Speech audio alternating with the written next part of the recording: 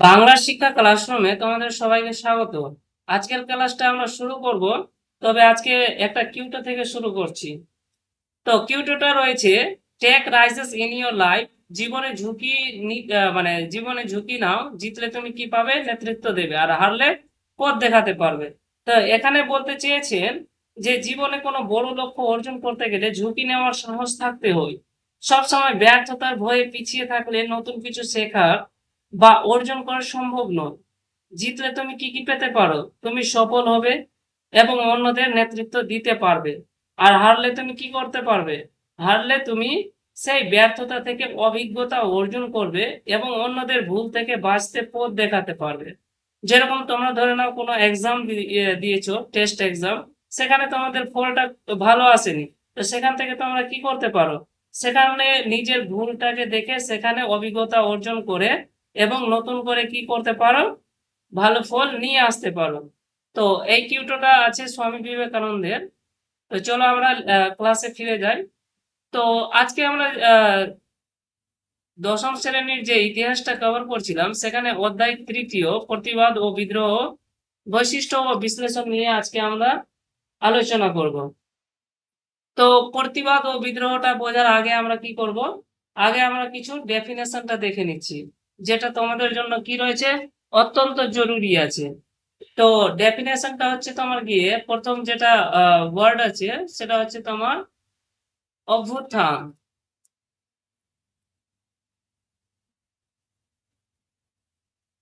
যুক্ত থ আছে, অভ্যুত্থান, ঠিক আছে। তারপরে আছে একটা বিপ্লব, তারপরে আর একটা রয়েছে বিদ্রোহ। তো এখানে আমরা এক এক করে তোমাদেরকে আগে বলে দিচ্ছি যে আমরা বিদ্রোহটা কাকে বলবো। বিদ্রোহ বলতে তোমরা কি বুঝো? বিদ্রোহ বলতে বোঝায় যে পরিচালিত কোনো ব্যবস্থার বিরুদ্ধে প্রতিবাদ জানানো বা বিরোধিতা করা। ধরে নাও কোনো জিনিস হচ্ছে, ধরে নাও যন্ত্র মন্ত্রে এখন লেটেস্ট প্রোটেস্ট হয়েছিল যন্ত্র মন্ত্রে। তো সেখানে কিসের বিরুদ্ধে প্রোটেস্ট করা হয়েছিল? পেপার লিকের বিরুদ্ধে, পেপার লিক নিয়ে। তো কি করা হয়েছিল? পেপার লিক নিয়ে সেই যন্ত্রমন্ত্রে তারা কি করেছিল? প্রোটেস্ট করেছিল। এবং সেই প্রতিবাদের কি হতে পারে? এই প্রতিবাদের ফলে দুই রকমের আহ ফলাফল হতে পারে। এক তো হতে পারে যে সশস্ত্র, বা একটা হতে পারে শান্তিপূর্ণ। তো যন্ত্রমন্ত্র যেটা হয়েছিল সেটা সশস্ত্র ছিল না, সেটা কি ছিল? সেটা শান্তিপূর্ণ ছিল। সশস্ত্র বুঝো? সশস্ত্র যেটাতে ভাঙচুর করতে শুরু করে দেয়, যেটা হয়ে যায় তোমাদের দাঙ্গা, যেটাকে বলতে পারো। তো দাঙ্গার রূপটা যে ধারণ করে নেয়। তো এই যে যন্ত্রমন্ত্র প্রোটেস্টটা হয়েছিল, এটা কি ছিল? শান্তিপূর্ণ। তারপরে অভ্যুত্থানে চলে আসছি। এটাকে ইংলিশে কি বলে? এরাইজ বলে। আর বিদ্রোহকে বলে দেয় মুভমেন্ট। তো অভ্যুত্থান হলো সমষ্টিগত বিদ্রোহ এবং তা অবশ্য সশস্ত্র। এটা কি হবে? এটা তোমার ক্ষেত্রে সশস্ত্র হয়ে যাবে, যেরকম কি হয়েছিল সিপাহী বিদ্রোহ। 1857 সালের কি ছিল? সিপাহী বিদ্রোহটা। আর বিপ্লব বলতে আমরা কি বুঝি? বিপ্লব হচ্ছে যে পরিচালিত ব্যবস্থার আমূল পরিবর্তন। যেরকম কোনো ব্যবস্থা চলছে, ধরে নাও এখন যে গভর্নমেন্টটা চলছে, এই গভর্নমেন্টের মধ্যে কি চলে আসছে? আমূলচূল পরিবর্তন যখন হয়ে যাবে ব্যবস্থার প্রতি, সেটাকে আমরা কি বলে দিব? বিপ্লব। যেরকম হয়েছিল আমেরিকার বিপ্লব, ফরাসি বিপ্লব, ইংল্যান্ডের গৌরবময় বিপ্লব, এগুলো হয়েছিল। তো আশা করি তোমরা এই ওয়ার্ডের মানেগুলো বুঝতে পেরেছো। এরপরে যখন তোমাদেরকে বিদ্রোহ বা আরো অন্যান্য ওয়ার্ড আসবে, তখন তোমরা কনফিউজ হবে না। চলো এবার আমরা দেখে নিচ্ছি যে এই যে টপিকটা রয়েছে, এই টপিকের মধ্যে আমাদেরকে কি কি পড়তে হবে। তো এখানে আমরা বিদ্রোহের মধ্যে কি কি দেখবো? বিদ্রোহের মধ্যে অনেকটা বিদ্রোহ হয়েছিল সেই উপনিবেশ যুগে। তো আমরা দেখে নিচ্ছি। এখানে প্রথম বিদ্রোহ যেটা আমরা দেখবো, সেটা হচ্ছে চুয়ার বিদ্রোহ। চুয়ার বিদ্রোহ। তারপরে দেখবো, সেকেন্ড দেখবো আমরা কোল বিদ্রোহ।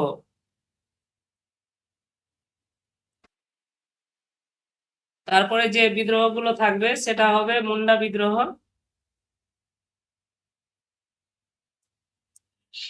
সাঁওতাল বিদ্রোহ,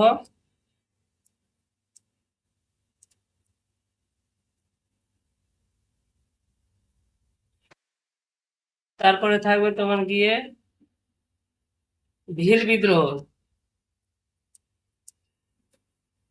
একটা আরো রয়েছে রংপুরের বিদ্রোহ, সেটাকে আমরা দেখে নিব। তো এগুলো যে বিদ্রোহ ছিল, এগুলো বিদ্রোহ কেন হয়েছিল, এর পিছনে কারণ কি ছিল? এই যে চুয়ার বিদ্রোহ আছে, কোল বিদ্রোহ রয়েছে, মুন্ডা বিদ্রোহ, সাঁওতাল বিদ্রোহ, তো এগুলো কিসের জন্য হয়েছিল? তো দেখো এখানে সব যতটা মানে বিদ্রোহ হয়েছিল সব কি আছে, আদিবাসীদের মধ্যে বিদ্রোহটা আছে। ঠিক আছে, সব কটাই কি আছে, আদিবাসী বিদ্রোহ আছে। আর এর কারণ কি ছিল, এর কারণগুলি আমরা জানার চেষ্টা করছি নেক্সট স্লাইডে। দেখো ঔপনিবেশিক অরণ্য আইন ও আদিবাসীদের প্রতিক্রিয়া। ঔপনিবেশিক অরণ্য কি ছিল? তো আদিবাসীদের জীবনের অরণ্যের গুরুত্ব, দেখো অরণ্যের গুরুত্বতে কি কি থাকে। তো আদিবাসীরা মূলত অরণ্য ও পার্বত্য অঞ্চলে বসবাস করতো। ওখানকার যারা মানে যে আদিবাসীরা, আদিবাসী বুঝো তো, যারা পিছড়ে পড়ে সমাজগুলো আছে তাদেরকে আমরা কি বলি, আদিবাসী বলি। তো আদিবাসীরা মূলত অরণ্য মানে জঙ্গল ও পার্বত্য অঞ্চলে কি করে, তারা বসবাস করে। অরণ্য থেকে তারা কাঠ, ফলমূল, শিকার ইত্যাদি কি করে সংগ্রহ করতো। অনাবাদি জমি পরিষ্কার করে তারা চাষবাস করতো। অনাবাদি জমি বলতে এখানে বলা হয়েছে যে যে জমি জায়গাতে মানে কোনো রকম ভাবে চাষবাস করা কি সম্ভব নয়, যেখানে চাষবাস করা সম্ভব নয় সেগুলো জমিকে তারা কি করতো, পরিষ্কার করে চাষবাস করতো। অরণ্যই ছিল তাদের জীবিকা ও জীবনযাত্রার প্রধান ভিত্তি। তারা জঙ্গলের মধ্যেই সবকিছু করতে পারতো। ওরা জঙ্গলের বাইরে থেকে কোনো কিছু নেওয়ার চেষ্টা করতো না, ওই জঙ্গল থেকে ওদের জীবনটা ব্যতীত হয়ে যাচ্ছিল। এরপর কি হলো, যখন এরকম চলছিল, তারপরে যখন ব্রিটিশ মানে যে ব্রিটিশের যে অরণ্য নিয়ে আইনটা আসলো ব্রিটিশ সরকারের, সেই আইনটা কি করে দিল, এদের মানে অবস্থাটাকে কি করে দেওয়া হয়েছিল, খারাপ করে দেওয়া হয়েছিল। এখন পর্যন্ত যেরকম ভাবে ওরা স্মুথলি মানে নিজের জীবনগুলোকে ব্যতীত করছিল, আর এই আইন আসার পরে কি করতে পারছে না, সেই জীবনটাকে আর ব্যতীত করতে পারছে না। সেই জন্যই কি করা হয়েছিল, সেই জন্যই তারা এই রকমের আন্দোলন দেখতে পাবা, যেরকম চুয়ার বিদ্রোহ হয়ে গেল, কোল বিদ্রোহ হয়ে গেল, মুন্ডা বিদ্রোহ হয়ে গেল, এরকমের বিদ্রোহ হতে শুরু হয়ে গেছিল। তো আমরা যে ব্রিটিশ অরণ্য আইন ছিল সেটা দেখে নিচ্ছি। ব্রিটিশ সরকার অরণ্যের উপর নিজেদের নিয়ন্ত্রণ প্রতিষ্ঠা করে। আগে তো যে অরণ্যগুলো ছিল, জঙ্গল ছিল, জঙ্গলগুলোকে কি করলো, নিজেদের আন্ডারে নিয়ে আসলো, মানে ওদের নিয়ন্ত্রণে চলে আসলো। 1865 খ্রিস্টাব্দে প্রথম অরণ্য আইন প্রণয়ন করা হয়। পরে এটা 1878 খ্রিস্টাব্দে নতুন অরণ্য আইন প্রণয়ন করা হয়। মানে প্রথমটা কবে হয়েছিল, 1865 খ্রিস্টাব্দে, তারপরে নতুন অরণ্য আইন যেটা নিয়ে আসা হলো সেটা 1878 খ্রিস্টাব্দে নিয়ে এসেছিল। মানে ওরা নিজের যে ওরা যে নিয়ন্ত্রণ করছিল, তো নিজের ইচ্ছে মতো আইনগুলোকে নিয়ে আসছিল, যেগুলো ওদের জরুরি ছিল সেই রকম ভাবেই তারা কি করতো, আইনগুলোকে নিয়ে আসছিল। তো 1878 খ্রিস্টাব্দে নতুন অরণ্য আইন প্রণয়ন করা হয়। তারপরে 1878-এর আইনকে যেটা আইনে ছিল অরণ্যকে 3 ভাগে ভাগ করা হয়। প্রথম ছিল সংরক্ষিত অরণ্য, দ্বিতীয় ছিল নিরাপদ অরণ্য, এবং তৃতীয় ছিল গ্রামবাসীদের অরণ্য। এবার এখানে সংরক্ষিত অরণ্য কাকে বলে, নিরাপদ অরণ্য কাকে বলে, আর গ্রামবাসীদের যে অরণ্য ছিল সেটা কাকে বলে, তোমাদেরকে 1 সেকেন্ডে বুঝিয়ে দিচ্ছি। তো সংরক্ষিত অরণ্য বলতে এখানে বোঝানো হয়েছে যেখানে সবচেয়ে বেশি নিয়ন্ত্রিত অরণ্য, এটাকে আমরা বলতে পারি রিজার্ভ ফরেস্ট, যেটাকে মানে রিজার্ভ করে দিয়েছে। ঠিক আছে, ধরে নাও ট্রেন আছে, ট্রেনের উদাহরণ নিয়ে চলো। ট্রেনে কি করে, ট্রেনে লোকরা যখন রিজার্ভ করে নেয়, সিটটাকে রিজার্ভ করে নেয়, তখন কি কি সেখানে কেউ গিয়ে বসতে পারবে, সেখানে কেউ গিয়ে বসতে পারবে না। তার নামে কি হয়ে গেছে, সিটটা রিজার্ভ হয়ে গেছে। তো সেইভাবে কি ছিল, এখানে সাধারণ মানুষের প্রবেশ ছিল না। এখানে না তো তুমি কাঠ কাটতে পারবে, না তো শিকার না পশু চড়াতে পারবে, এই রকমের নিষেধাজ্ঞা কানুনটা ওরা নিয়ে এসেছিল। নিরাপদ অরণ্য কি ছিল, এখানে কিছু ক্ষেত্রে সাধারণ মানুষ নির্দিষ্ট নিয়ম মেনে অরণ্যের সম্পদ ব্যবহার করতে পারত, তবে সরকারের নিয়ন্ত্রণ এখানেও ছিল। ব্যবহার করা যাবে কিন্তু সরকারের নিয়ম মেনেই তোমাকে ব্যবহার করতে হবে, মানে তোমার ইচ্ছে মতো তুমি করতে পারবে না। এবার গ্রামবাসীদের অরণ্য, এই অরণ্য থেকে ওরা কি করছিল, স্থানীয় গ্রামবাসীদের প্রয়োজন মেটানোর জন্য ব্যবহার করার সুযোগ দেওয়া হতো, যেখান থেকে তারা জ্বালানি, কাঠ, তারপরে পশু চড়ানো ইত্যাদি তারা করতে পারতো। তো এর ফলে কি হলো, আদিবাসীরা তাদের চিরচরিত অধিকার থেকে কি হয়ে গেল, বঞ্চিত হয়ে গেল। তারা যে এক সময়ে মানে নিরাপত্তা ভাবে কি করতে পারছিল, সেখানে নিজেদের ইচ্ছে মতো জীবনযাপনটা করতে পারছিল সেই অরণ্য থেকে, কিন্তু এখন কি হয়ে গেল, এখন আর সরকারের নিয়ন্ত্রণে চলে আসলো, ব্রিটিশ সরকারের। তারপরে হচ্ছে জমিদার, মহাজন ও খ্রিস্টান মিশনারিদের প্রভাব বৃদ্ধি পায়। সেই যে জমিগুলো ছিল সেই জমিগুলো কি করবে ব্রিটিশরা, দেখরেখ করার জন্য কাকে দিবে, তো জমিদারদের হাতে দিয়ে দিবে, মহাজনদের হাতে দিয়ে দিবে, খ্রিস্টান যারা মিশনারিরা ছিল তাদের হাতে দিয়ে দেওয়া হলো। ফলে কি হলো, ফলে এরা আরো ওইখান থেকে কি হয়ে গেল, মানে যে ওদের যে জায়গা জমি জায়গা ছিল, যে যেগুলো, সেগুলো থেকে তাদেরকে কি করে দিল, তাদেরকে সেখান থেকে বঞ্চিত করে দেওয়া হলো। তো জমিদার ও মহাজনদের যদি হাতে চলে আসে তাহলে কি করবে, যে জায়গাটুকু বেঁচে আছে তাদের উপরে কি লাগিয়ে দিবে, তাদের উপরে ট্যাক্স লাগিয়ে দিবে। আর ট্যাক্স যদি সরকার, যদি ব্রিটিশ সরকার যদি বলতো তো যে ওদের কাছ থেকে মাসে 10 টাকা করে নাও, তো এরা জমিদাররা কি করতো জানো, সেখান থেকে 12 টাকা বা 13 টাকা নেওয়ার চেষ্টা করতো। এই 10 টাকা জমা করে 2 টাকা কি করতো নিজের পকেটে ভরে নিত। তো এইরকম করে যে আদিবাসী ছিল তাদের উপরে কিন্তু অত্যাচার করা হতো।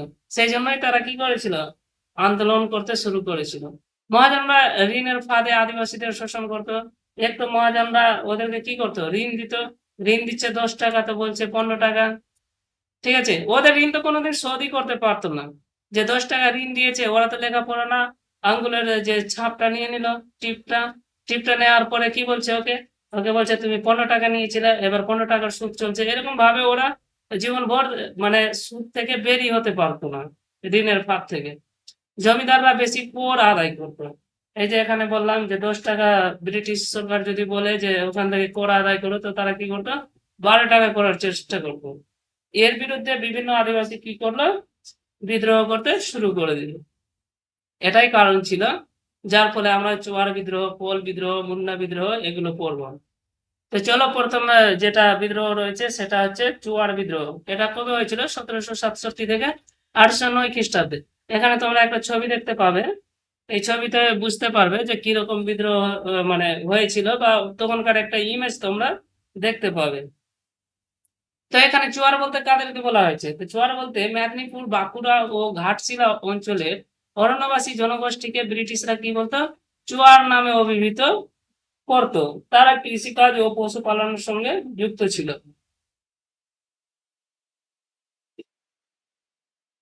বিদ্রোহের কারণ কি ছিল, তো বিদ্রোহের প্রথম কারণ দেখে নিচ্ছি, কোম্পানির শাসন প্রতিষ্ঠার ফলে জমিদারদের উপর রাজস্বের চাপ, রেভিনিউ। তো কি ছিল, জমিদারদের উপর কি করে দিয়েছিল রাজস্বের চাপ। দেখো এখানে আছে তোমার কি কোম্পানি, ব্রিটিশ কোম্পানি। কোম্পানি কি করছে, কোম্পানি নিজের লাভ করার জন্যই তো এগুলোতে রাজস্ব মানে বৃদ্ধি করছে। তো কোম্পানি কাকে দেয়, কার মাধ্যমে এগুলো করছে, জমিদারদের মাধ্যমে। জমিদাররা কি করছে, জমিদাররা এই আদিবাসীদের কাছ থেকে কি করছে, সেই মানে যে রেভিনিউ গুলো আছে, রাজস্ব আছে, সেই চাপটা দেখো কোম্পানি জমিদারের উপরে চাপ দিচ্ছে, তো জমিদার কি করছে, ওর ডাবল মানে 2 গুণা চাপটাকে দিচ্ছে, আদিবাসীকে দিচ্ছে। সেই জন্য তাদের শোষণটা বেশি করে হতো। ফলে তারা কি করতে শুরু করেছিল, বিদ্রোহ করতে শুরু করেছিল। তো এটাই ছিল বিদ্রোহের প্রথম কারণ। দ্বিতীয় কারণ, জমিদাররা সেই চাপ চুয়ারদের উপর চাপিয়ে দেয়। এই যে চাপ ছিল জমিদারদের, সেই চাপটা আদিবাসী, আদিবাসী কারা, চুয়াররা। চুয়ারদের পাইকান জমি কেড়ে নেওয়া হয়। এখানে পাইকান যেটা মানে বলা হয়েছে যে পাইকান যেটা জমি ছিল, সেটা হচ্ছে যে ওই যে যে জমিগুলোতে তারা চাষবাস করতো। ঠিক আছে, যে জমিগুলো মানে চাষবাসের যোগ্য ছিল না, এবং যেগুলো জমি নিয়ে তারা চাষবাস করতে শুরু করলো, সেগুলো জমি কি করতে শুরু করে দিল, কেড়ে নিতে শুরু করলো। জীবিকার সংকট সৃষ্টি হয়। যদি জমি, ওরা কি করতো, ওরা মূলত চাষবাস করতো। ওরা তো শ্রমিক ছিল না যে অন্য অন্য জায়গাতে খেটে বেড়াবে। তো ওরা কি ছিল, চাষবাস করতো। আর অরণ্যের মধ্যে থেকে সবকিছু ফল মূল যা ছিল, তারা ওখান থেকে কি করতো, জীবন নির্বাহ করতো। তো এর ফলে কি হয়ে গেল, জীবিকাটা ওদের সংকটে চলে আসলো। এবার ব্রিটিশ রাজস্ব নীতি ও শোষণের বিরুদ্ধে ক্ষোভ বৃদ্ধি পায়। ব্রিটিশ রাজস্ব নীতি, যে ব্রিটিশরা কি করছে, যেরকম ওরা নিজের ইনকামটা বাড়ানোর জন্য, রেভিনিউটা বাড়ানোর জন্য ওরা বারবার কি করতো, তো এদেরকে যদি 2 গুণা চাপ দিচ্ছে, তো এদেরকে সে আদিবাসীরা কি করছে, 4 গুণা চাপ দিচ্ছে। এইভাবে কি হয়েছিল, তো শোষণের বিরুদ্ধে ওরা মানে অনেক বৃদ্ধি পেয়েছিল, যার ফলে ওদেরকে কি করতে হয়েছিল, ওদেরকে বিদ্রোহ করতে হয়েছিল। দেখো, তো কারো উপরে চাপ না পড়লে সে অবশ্যই শান্তশিষ্টই থাকে। যদি ধরো, কি দরকার ছিল, চুয়াররা কি জন্য যাবে ওখানে বিদ্রোহ করতে? ওরা তো কোনোদিন যেত না, কিন্তু ওদেরকে কে অশান্তি করছিল এসে? অশান্তি করছিল এসে ব্রিটিশ শাসন বা ব্রিটিশের মানে যে জমিদাররা ছিল ব্রিটিশের পরে, তারা ওদের উপরে কি করছিল, অত্যাচার করছিল। সেই জন্যই তারা কি করেছিল, বিদ্রোহ করতে শুরু করেছিল। তারপরে কিছু গুরুত্বপূর্ণ ঘটনা রয়েছে, যেরকম 1768 খ্রিস্টাব্দে ধোলভূমের রাজা জগন্নাথ সিংহ বিদ্রোহ ঘোষণা করেন। দেখো এখানে যে ধোলভূমের যে রাজ আছে তাকেও জ্বালাতন করেছে এরা, নইলে এরা কি জন্য এখানে বিদ্রোহের ঘোষণা করতো। প্রায় 50,000 চুয়ার বিদ্রোহে অংশগ্রহণ করে। যারা চুয়ার ছিল, চুয়ার বলতে এখানে বলা হয়েছে যে যারা ধরে নাও জমিদার আছে, তো জমিদার আছে বা রাজা আছে, তো এদের যে সৈনিক গুলো আছে, ঠিক আছে, এদের যে সৈনিক গুলো আছে তাদেরকে কি বলা হতো, চুয়ার। তো প্রায় 50,000 থেকে বেশি চুয়ার গুলো কি করেছিল, এই বিদ্রোহের মধ্যে অংশগ্রহণ করেছিল। পরে 1798 থেকে 99 খ্রিস্টাব্দে দুর্জন সিংহের নেতৃত্বে চুয়ার বিদ্রোহ বিশেষভাবে উল্লেখযোগ্য হয়। বিদ্রোহ দমন ব্রিটিশ সরকার সামরিক শক্তি ব্যবহার করে বিদ্রোহ দমন করে। তো ব্রিটিশ সরকারের কাছে কি ছিল, গান ছিল। তখন কার্তুজ চলে এসেছিল, কার্তুজওয়ালা গান তো চলছিল 1857 খ্রিস্টাব্দে, যে তোমার গিয়ে কি করেছিল, যে সিপাহী বিদ্রোহ হয়েছিল। তো 1857 খ্রিস্টাব্দে যখন সিপাহী বিদ্রোহ হয়েছিল, তখন সবার কাছে কি চলে এসেছিল, বন্দুক চলে এসেছিল, যেখানে কার্তুজ ভরে কি করা হতো, ফায়ার করা হতো। তো সরকারের এখনই দেখে নাও, এখন সরকারের বিরুদ্ধে তুমি বেশি যেতে পারবে না। শান্তিপূর্ণ প্রোটেস্ট যদি করছো তাহলে তো ঠিক আছে। এই যে যন্ত্রমন্ত্র প্রোটেস্ট আছে, যন্ত্রমন্ত্র প্রোটেস্টটা কেন সফল হলো? এর পিছনে কারণ ছিল, এটি কি ছিল, শান্তিপূর্ণ ছিল, শান্তিপূর্ণ আন্দোলন ছিল। যদি এটা সশস্ত্র আন্দোলন হতো তাহলে সরকার কি করতো, মানে সশস্ত্র আন্দোলন থাকলে তাড়াতাড়ি করে এটাকে কি করে দিত, দাবিয়ে দিত। কারণ ওদের কাছে পরমাণু বোমা আছে, তারপরে বড় বড় হাতিয়ার আছে, ফাইটার জেট গুলো আছে। তো বুঝতে পারছো যে ব্রিটিশ সরকার তখন মানে তখনকার হিসেবে ওদের কাছে এরকম শক্তি ছিল, ফলে বিদ্রোহ গুলোকে কি করে দিচ্ছিল, দমন করে দিচ্ছিল। তারপরে বহু বিদ্রোহী, যারা বিদ্রোহী হয়েছিল, মানে যারা বিদ্রোহ করছিল, যেরকম চুয়াররা, তাদের অনেকজনকে মানে অনেকটাকে হত্যা করা হয়েছিল, এবং যারা বেঁচে গেছিল তাদেরকে কি করা হয়েছিল, গ্রেপ্তার করা হয়েছিল। তো এর গুরুত্বটা আমরা দেখে নিচ্ছি। গুরুত্ব ছিল যে চুয়ার বিদ্রোহ ছিল ব্রিটিশ রাজস্ব নীতি ও শোষণের বিরুদ্ধে গুরুত্বপূর্ণ কৃষক ও আদিবাসী প্রতিরোধ।